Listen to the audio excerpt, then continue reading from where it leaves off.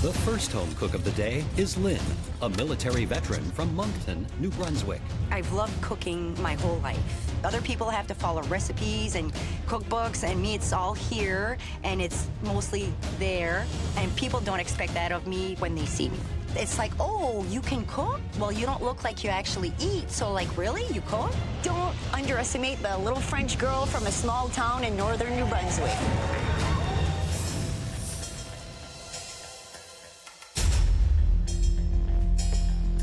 Hi there, Lynn. Hi. Where did you learn to cook foie gras like that? I went to a restaurant in Montreal once, and I had it, and by the taste and the texture, that's how I learned how to cook the foie gras. Thank you, Lynn. Thank you.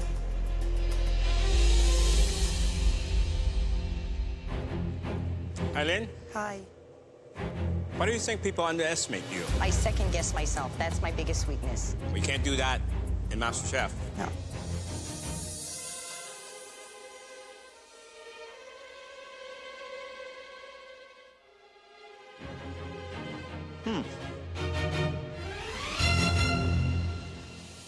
Wow, this is very ambitious. So you've been in the military. How long were you there for? All in all, 17 years. People still doubt you? They told me I'd never make it through the military because I was a female. Wow. Look at that. How did you get all the little holes in there? It's beautiful. It's just the technique of whipping it and the amount of buckwheat flour you put. What are you going to say to the doubters if you make it on? I'm not going to say anything to the doubters. I won't have to. I'll know myself what I did. You're self-taught, you said, right? Would a white apron take you to the next level, do you think?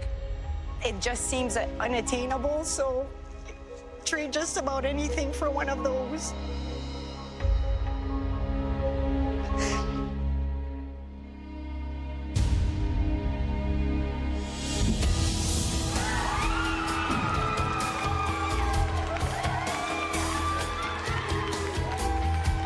I can't believe it.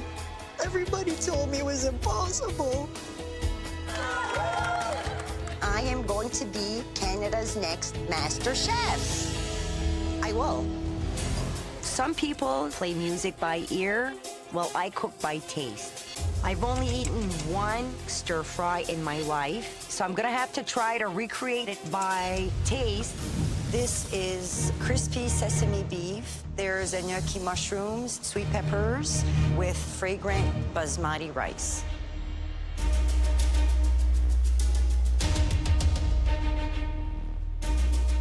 You have a lot of big flavors going on here, which is exactly what I want in a stir fry. Rich, bold, unapologetic flavors. Thank you, Chef.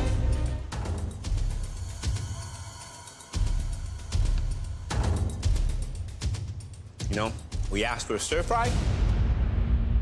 You gave us a stir fry. Vegetable done nicely, rice perfect. This dish is restaurant quality. Thank you, Chef. Lynn's proven in the last two challenges that she can really throw down. Hi, Lynn. Sir, What's the hardest part in this challenge for you? in the mystery box, there's ingredients that I'm not comfortable with. Like what? The kale. I've never cooked with kale. I'm sure in the Army that you ate tons of kale. There wasn't any of this in the military. What are you making? I am making maple fudge pie with cream cheese, whipped cream, and a berry coulis. Good luck. Thank you very much. Look at that. That's what I want. That is a beautiful golden empanada. It's a mess. She's very lucky this isn't an elimination challenge. These fritters taste excellent. I want food to be not just great tasting. I want it to be beautiful. You eat with your eyes first. 10, 9, 8, 7, 6, 5, 4, 3, 2, 1. Hands up! That was for real. The judges have been observing and sampling throughout the challenge. Now, they take one final look before selecting the most promising dishes. There were 3 dishes that we just can't wait to taste. The first home cook attempted something so elegant and so refined, it blew us away. And the home cook who made that dish is... Lynn. Yes! I'm all excited because I'm one of the top 3. The other cooks need to look out for me because I can cook.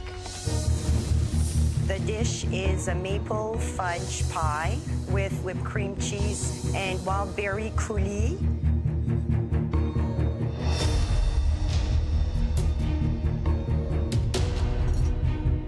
The flavor of the maple is wonderful. The smooth, rich, velvety textures, perfect. Pastry dough, I think, is a nice thickness, even. The tastes, spot on. Lynn, you mentioned that you get doubted a lot and you have to work harder than everyone else. Yes, chef. That's why I decided to make my own pie crust, chef. Well, the crust could use 5 more minutes, but the topping is so delicious, it almost doesn't matter. It's a very good dish. Thank you. Chef. Timing here is critical. You've got chicken, you've got your mashed potatoes, and you have your gravy. They all take different times, but you have to coordinate them all perfectly to execute this dish. Time management's going to be important. I just want to get these potatoes in there really quick just to get that started. Look at Lynn. She has broken and butchered her entire chicken. I've broken down chicken several times. It's actually cheaper to buy a whole chicken than to buy chicken that's already been cut up. I'm not a fried chicken type of guy, but I understand the concept behind it. Don't want to freak you out, Michael, but you got to move on that chicken, brother. I would like to brine it in buttermilk, something simple. What is it about buttermilk that makes the perfect fried chicken? I love that sour element that it gives the chicken, and all the breadcrumbs stick to it. It's beautiful.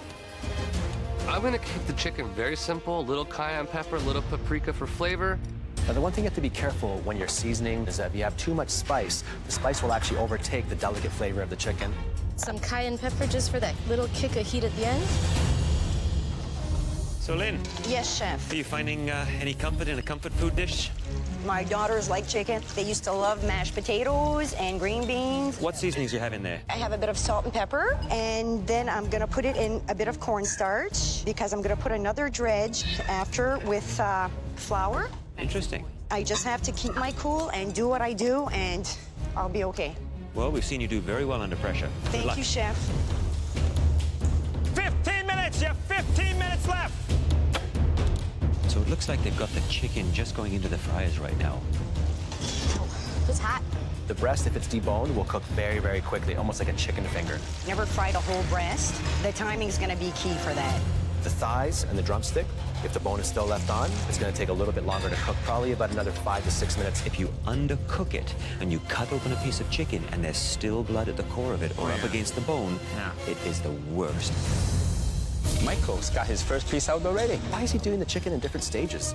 I'm frying my chicken one at a time just so that they don't get mangled in between each other and they have different cook times. I took one of my drumsticks and I did check the cook on it, and it was a bit raw. So I left the chicken in longer. 2 minutes! 2 minutes! You should be serving the plate by now. Delicious fried chicken, mashed potato, and gravy. And you have to get it to the front before time's up. Lynn, you're on fire. Lynn, you're on fire. Wow. Fire, no fire, there's no way I'm going home. As long as my food wasn't on fire, I'm good with that. 10, 9, 8, 7, 6, 5, 4, 3, 2, 1. Hands up!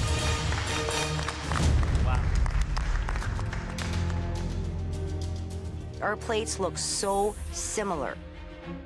Standing in front of our plates, I can tell my plate is really strong. I'm pretty nervous. There's 6 of us left, and by the end of this, there's going to be 5.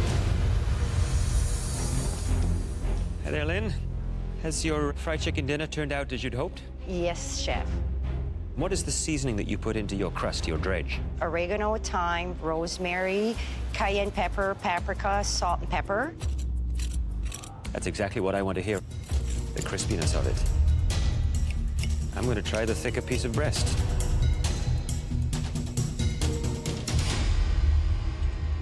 You You happy with that? I'm very happy with that, Chef. That's definitely cooked. You can see some of the steam coming out of it now. It's moist and glistening right there. Yes, Chef.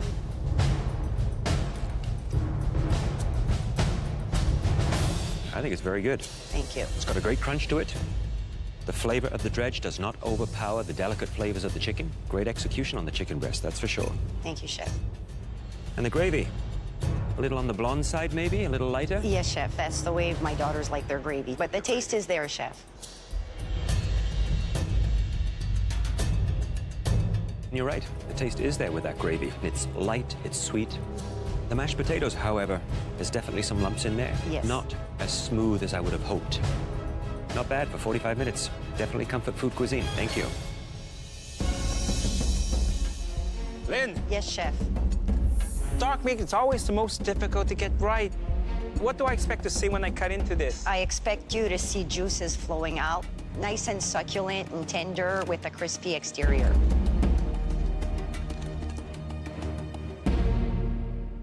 That, to me, is perfectly cooked.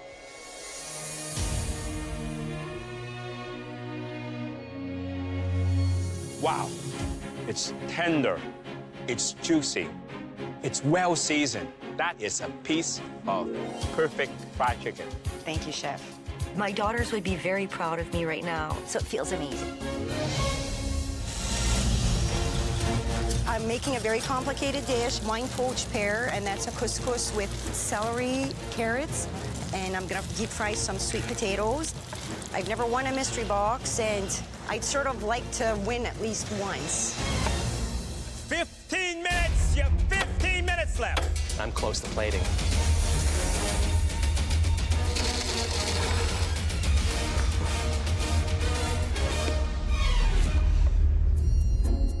Oh, come on, show off. What's he doing? I think that this challenge is just too easy for Claudio.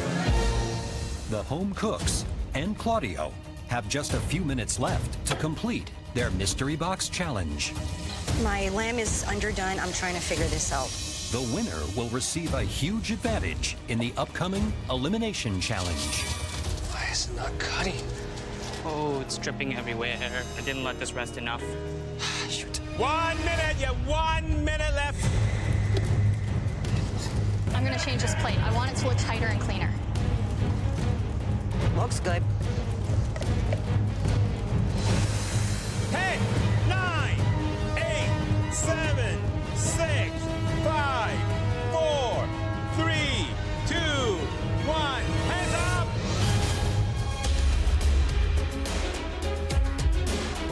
Tell me, what's there? Pistachio-crusted lamb rack with a medley of vegetable couscous topped with poached pear and red wine. You happy with this? It's me on a plate. We have long winters in New Brunswick. You need something hearty to go through the winters. I must admit, there's a lot on that plate. Very complex, sometimes deceiving. Yep, a lot more than meets the eye. So you marinated this, right? Yes. With a bit of red wine and Dijon. Dijon, okay. Very tender, well seasoned. I can taste the lamb, the wine, Dijon. Flavors very earthy, very rustic. And the pear, bit of the sweetness. There's something really Canadian about this. So I'm impressed with that. Thank you, Chef. I think I'm gonna win this thing because it's like me on a plate. There's more to Lynn than what meets the eye. I have no clue about truffles. They could have said, Lynn, you're cooking with the moon. Same difference. Lynn, I mean, she seems like she's in trouble. Her nerves are fraying big time. Hey, Lynn, what's wrong? I've never had truffles before, so right now I don't know if I'm going in the right direction or not, but I'm going by the taste that I like. You smelled it? Smells like the woods. Earthy. Yes. Think of it just as a really big, flavorful mushroom. And think of the kind of ingredients it would go with, okay? Thank you. I think you can get back on track with that. Thank you. 10 minutes! David's really cutting it close. There is a risk of me not finishing, but I'm gonna get it. I don't give up easy. If my egg's not poached perfectly, I'm going home. You should be plating by now. All of a sudden, it's like 10 seconds left. I'm like, holy jeez. 10, 9, 8, 7, 6, 5, 4, 3, 2, 1. Hands up. Lynn, please bring your dish to the front. I don't know if this is good enough or if this is gonna send me home. Filet mignon with a truffle, goat cheese, compound butter.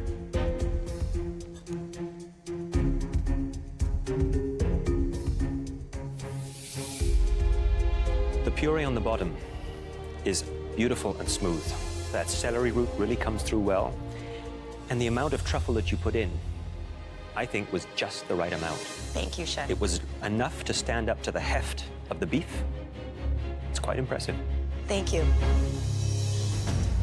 When I get stressed at home, I bake, which is very befitting in this situation. Lynn has this focus that I have not seen in her yet. Wander seems to be very nervous. He is running all over the place super fast, like a jackrabbit. I need to fight to win. Cody is lagging behind right now. He doesn't have good time management. I'm trying to plan 3 steps ahead here. I'm gonna start cutting my fruits. This tart has to be very exact. If it's not perfect, I'm going home. Look at Lynn. Look at the way she handles the knife. Precision. The fruits have to be cut exactly the same. It has to be cut perfectly. Lynn, how are you? Good, how are you, Chef? Oh, look how exact that is. It's beautiful.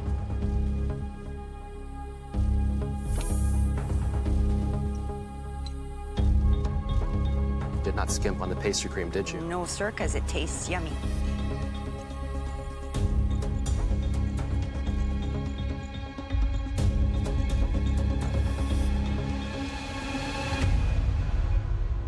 I don't find any faults in this tart. Thank you, Chef. You just keep getting better, Lynn.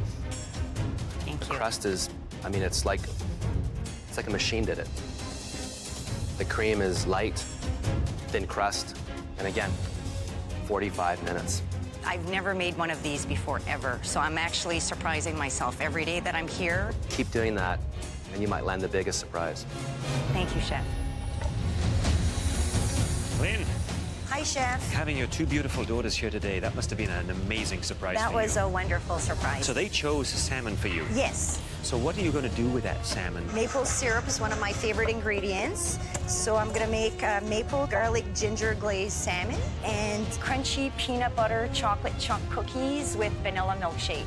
Oh boy, that sounds terrific. Was that the girls' favorites? Yeah. Oh, yeah.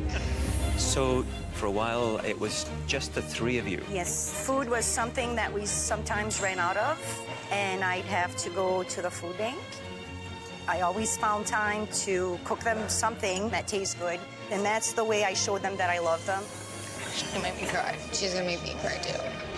I've made a maple ginger garlic glazed salmon with papaya and tomato slaw and aromatic rice. I also made chocolate chunk peanut butter cookies and vanilla milkshake. My 2 daughters inspired me so much today. Look at that. Glistens, full of moisture, nice coloring from the marinade.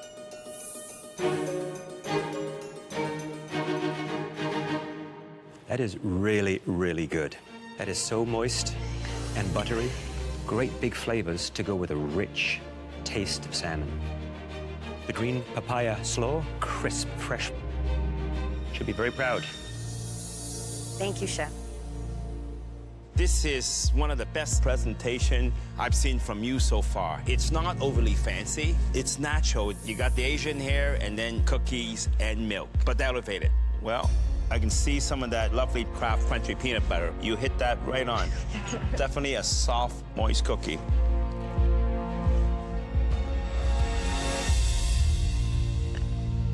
Wow, that is cookie and milk in dreamland. Crunchy peanut butter and chocolate, they're not overpowering each other. And then the milkshake, it complements this perfectly. Thank you, Chef. Well done. She's really happy. I'm comfortable with SQUAB because it's actually one of the things that we could get for free that my dad would go hunting for. I'm just gonna do it like I would at home on a mushroom gravy ragout with glazed heirloom carrots. Hopefully the taste will win the judges' hearts. Now, Lynn got the SQUAB. Again, that's one of my favorite proteins. SQUAB you can almost treat like venison, for example, because they have a very similar lean texture to them, dense and rich in flavor. I like my medium rare. I hope she does it right. Is there any other way? Hi there, Lynn. Hi, Chef. You've cooked with SQUAB before? Yes, I have, Chef. So tell me what you're going to do with them. I am going to make a mushroom ragout underneath the SQUAB with the pan gravy, maple, and white wine glazed carrots. And what degree do you hope to have them cooked before you serve them? Should always be medium. Medium to medium rare even. Thank you very much, Lynn. Good luck. Thank you, Chef. Next up is Lynn. I hope the judges recognize in my dish that I've worked very hard with my plating and that my flavors are there. For you today, I've made a butter pan-seared SQUAB breast, and it's served alongside Riesling, maple, and apricot glazed carrots on a mushroom ragout. It looks fantastic. Thank you. Thank you. And the SQUAB looks like it's perfectly caramelized on top. Stunning. I think the presentation here is absolutely beautiful. I mean, it looks great, but I'm curious, how's it cooked? SQUAB is one of the trickiest proteins to cook just right. Now I want to see medium rare. Wow, look at that. It's incredible. Beautiful. I love the white gravy. With the sweetness of the SQUAB, the gaminess, it lets all the ingredients speak out louder. For me, I would have liked to have seen a little bit larger cut on the mushrooms. If they were bigger, be able to identify the mushrooms that she was using. Overall, it's a wonderful dish. I thought that Lynn's SQUAB was delicious. It's seasoned well. It has a great sear on it. I would definitely order this dish in a restaurant. Lynn, what will you be making? A surf and turf of foie gras and lobster. Woo! What about you, David? Tomatoes 5 ways with crispy sweetbreads. You have 60 minutes to transfer those culinary ideas onto the plate. Are you ready? Yes, Chef. Your time starts now!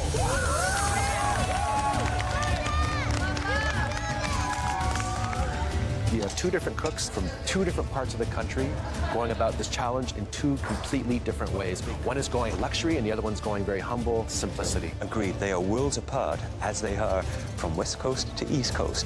I want to show the judges that, yes, I can do foie gras, I can butter poached lobster, and guess what? I can actually plate and make a cracker to top it all off. Lynn, what are you making over here? A medley of foie gras and lobster. And I'm making a homemade poppy seed cracker for the foie gras mousse. Wow, that's ambitious. How are you going to make sure the foie gras is perfect? I am going to make sure my pan is really, really hot. I'm going to use 3 different pans for the 3 different pieces. I can't wait to try this, Lynn. Good luck. Thank you. Lynn, she's got so many delicate things to put together on the plate at the last minute. Nice job, Lynn. Nice, Lynn. Beautiful, hun. Our pan's on fire. I certainly don't want to be tasting charred foie gras. Flame's too high on that burner. 5 minutes! Better be thinking about plating soon. Look at this. He is trembling. Take it easy, David. Steady those hands. You know you can. Kind of feeling the pressure here. With a title at stake, my hands would be shaking too.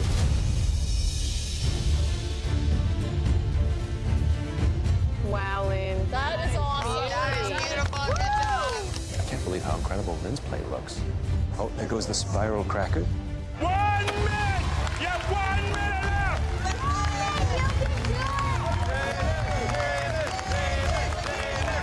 One word. Incredible. 10, 9, 8, 7, 6, 5, 4, 3, 2, 1. Hands up!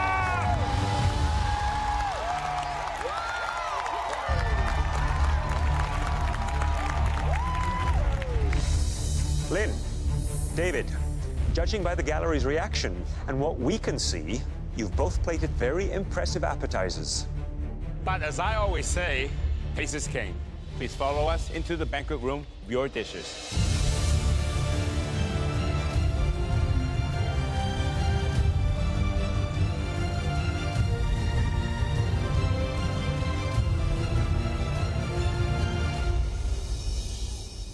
You had 60 minutes to create your appetizers, and it appears that you've both done a spectacular job. Let's hope they taste as good as they look. Lynn, please bring your dish forward.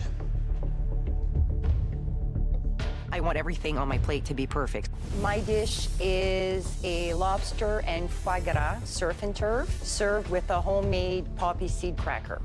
It's very impressive and is definitely restaurant quality plating. Thank you, Chef. Let's have a taste.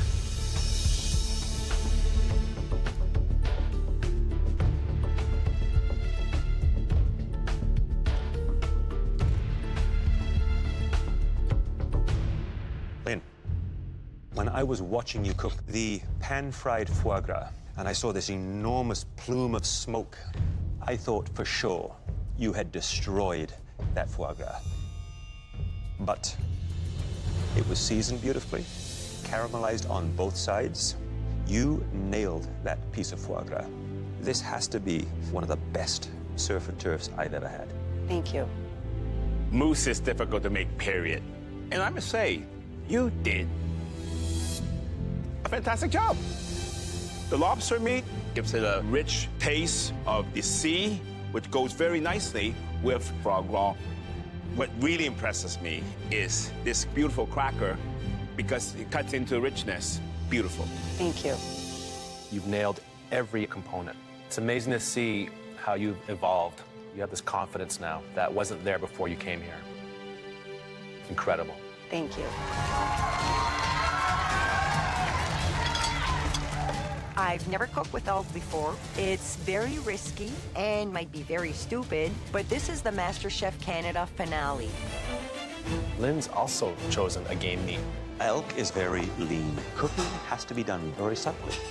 That will take about 12 to 15 minutes to cook and 5 to 6 minutes to rest. Wow, Mom, you look good. That's amazing. Wow, Lynn, what are you going to be doing with these spun potatoes? I'll be making trees. How do you plan to do that? I'm gonna wrap it around a wine glass to get the shade, and then I will deep fry it. Wow, that's a unique approach. Look at this beautiful elk here. Have you cooked with elk before? I've never cooked with elk. You never have? Nope. Sometimes you have to take risks, because if you don't, you'll never get ahead, Chef. Well, I admire that ambition. Thank you. Best of luck with it. Yeah. Flip your elk, hun.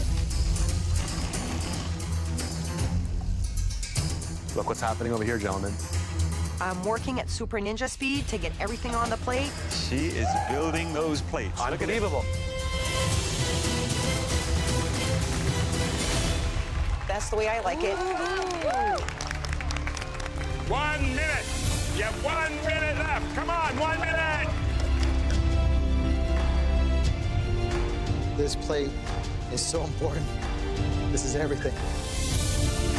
10, 9, 8, 7, 6, 5, 4, 3, 2, 1. Hands up! Hands up! Lynn, please bring your dish up. I hope the judges don't think it's too extravagant or show-offy, and that they get my story and my creativity. My dish is a butter-basted elk tenderloin in a potato forest, a bed of a celery root puree.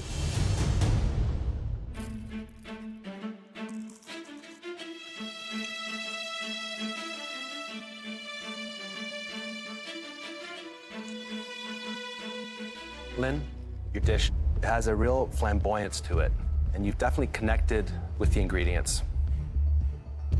I think you made one error, though. You spent most of your time with your potato, which I don't think should be the star of the show here. It's the elk. The elk is just a little rare. That's the only fault on the whole dish. Everything else is seasoned properly. The puree is lovely. Just the elk. Lynn, the elk, seasoned beautifully, caramelized all the way around, absolutely beautiful, but it's just a hair on the underdone side. The celeriac puree has that slightly sweet, earthy flavor, a beautiful accompaniment.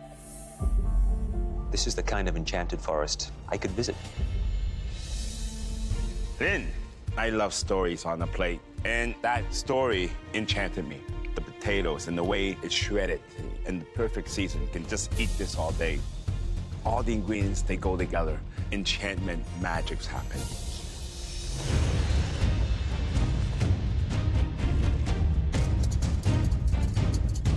Hi there, Lynn. Hi, Chef. Can you walk me through each component of your dessert, please? I have pistachio brittle. My mom cooks brittle, and she puts it in tins, and that's what people want for Christmas. Wow.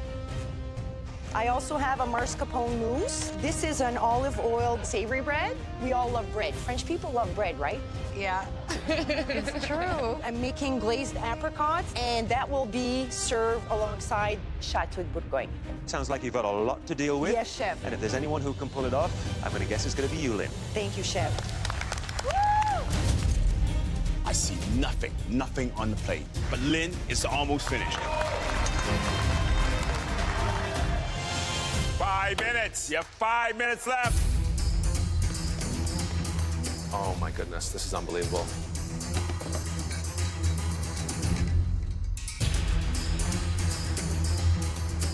So finally, David is now starting to plate. He's starting to put together his dessert. You got it. Oh my God, he's still running around.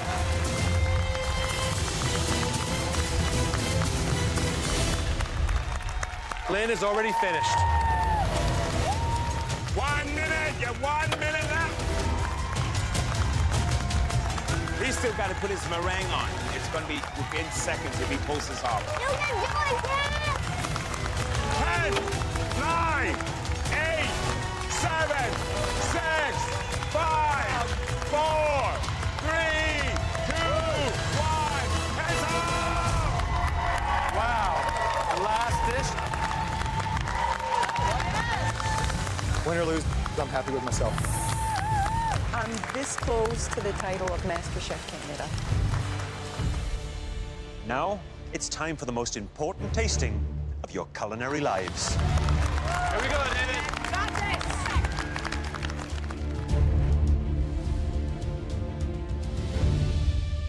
Lynn, please bring up your dish.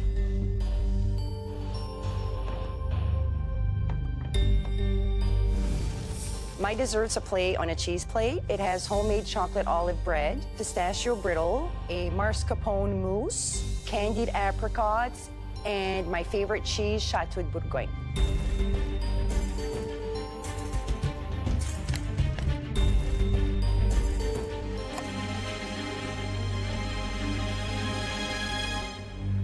Well, then, this is an intelligent dessert. The chocolate bread with the pistachio and the olive goes very nicely with that salty cheese. And the apricot, that's delicious. This is a plate I would like to share with my friends. Lynn, the mascarpone mousse. Mascarpone can be extremely rich and heavy, but you were able to present it in a way that delivered a featheriness to it. My only comment would be the brittle, because that was the sweetest element. I felt it was a little bit of the odd man out. But everything else was really very, very good. Lynn, you've done something very, very rare on this cheese board. You've mixed two ingredients that work so beautifully together. The olives and the chocolate. It's actually one of the most memorable things I've had in the entire competition. I would serve that in my restaurant any day.